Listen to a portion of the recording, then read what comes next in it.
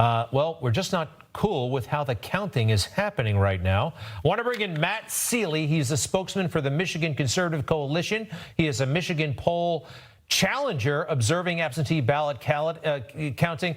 Matt, welcome to Newsmax. How are you? Good. How are you this evening? Terrific. What is happening right now in Michigan, please? Right now, we are watching a bizarre scene unfold down in Wayne County, specifically the TCF Center, where all of the votes are being counted that were absentee and mail-in. We are allowed to have poll challengers at every one of the stations where the counting takes place and an observer. And today, basically, we were never allowed to have a full group of Republicans in the room. They locked the doors, they chained the doors. There were people who were chained outside of the building or blocked outside of the building from the chain doors, and police presence was high. And every time we tried to challenge a ballot that there was an impropriety with, basically we were told that we were obstructing the count and to get out of the way. And they are just doing everything they can to finish the count so that they can seal those boxes, and then we would have to go into recount mode. And in Michigan, when you go into recount mode, if you open a sealed precinct and they take it out and they don't reconcile the ballots with the logbook, basically everything goes back into that box and you can never prove fraud. Okay, a couple of things. I want to show you some footage here of they're putting up shields on front of the windows so nobody could look in. I think we have that video. Let's go ahead and roll it, please. Are you aware of this? They didn't seem to want anybody seeing inside their facility. Is this standard, non-standard? Should we be alarmed? What's happening? I was literally standing feet away from there when that happened.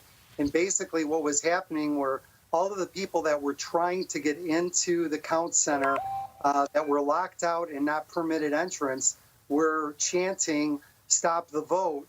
And they started putting cardboard up and panels over the windows so that people couldn't be seen, and basically locked the doors and had police guards in front of the doors so that no one could really even hear them. Well, that doesn't seem right. I want to put these numbers up again, though. Look, you heard, maybe you were watching earlier, we have hope in Arizona. Pennsylvania is looking very good. Georgia, North Carolina. So we may not need Michigan, but I want to put these numbers up again because right now the president is down about 120,000 votes. If we have that. And I mean, that's significant. It's not easy to make that kind. Go ahead. Last night at about 3 o'clock in the morning, at a 300,000 vote lead.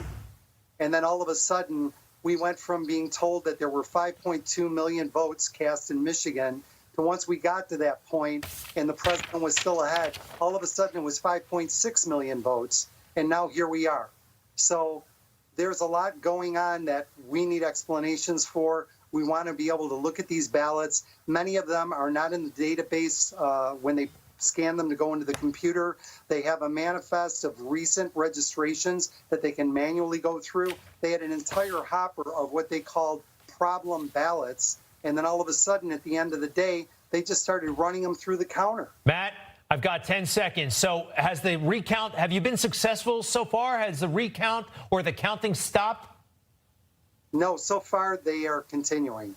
And once those boxes get sealed, then we go into recount mode, which really doesn't allow us to examine those ballots.